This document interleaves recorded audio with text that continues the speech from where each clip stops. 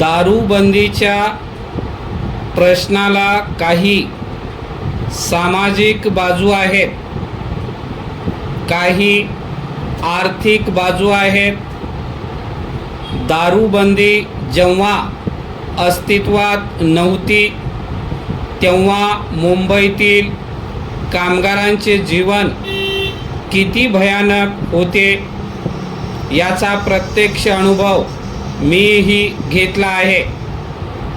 25 वर्षापूर्वी मला जेव्हा जेव्हा मुंबईत राहण्याचा प्रसंग येत असे तेव्हा तेव्हा दुसरीकडे राहण्याची सोय नसल्यामुळे मी कामगारांकडेच राहत असे. त्यामुळे त्यांच्या जीवनाचे जवळून निरीक्षण करण्याची संधी मला कळून आली.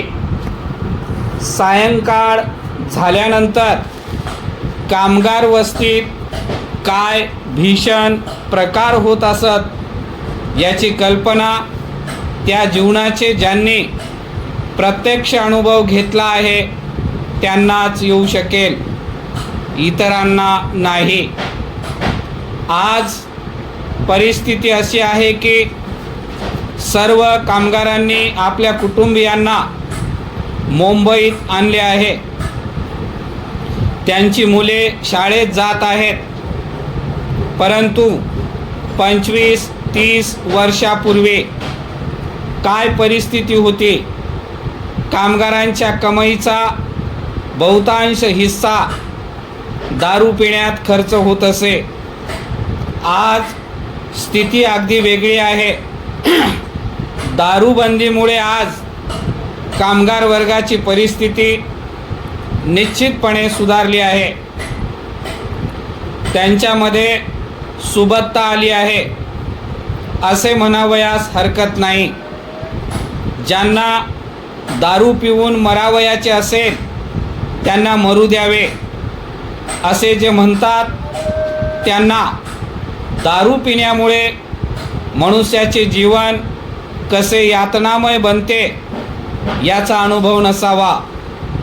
4 खोल्यांच्या ऐश आरामी फ्लॅटमध्ये राहून पोटभर जेवण झाल्यानंतर आरामात बसून पाठीमागे काही काळजी नसताना दारू पिणाऱ्याच्या संबंधाने मी सांगत नाही. अनंत अडचणींनी व्यापलेले ज्यांचे जीवन आहे असे लोक दारूच्या नशेत आपल्या काळजा बुडवून पाहतात.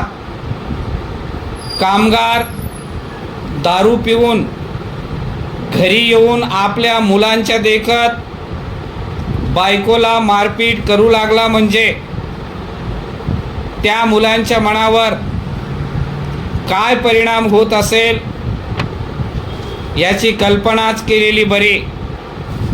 अशा प्रसंगामुळे त्यांच्या संस्कारमय मनावर जे वाईट परिणाम होतील ते शाळेत त्यांना कितीही चांगले शिक्षण देण्यात आले तरी दूर होणार नाहीत. दारूबंदीमुळे असे प्रकार आता बंद झाले आहेत हे आपणास मान्य केलेच पाहिजे. चोरून दारू गाळणाऱ्यांचे प्रकार मुंबईत वाढले आहेत. त्यांना आळा घालण्याकरिता काय केले पाहिजे याचा विचार सर्वांनी केला पाहिजे. दारूबंदीचे धोरण रद्द ठरवणे हा त्यावरील उपाय नाही.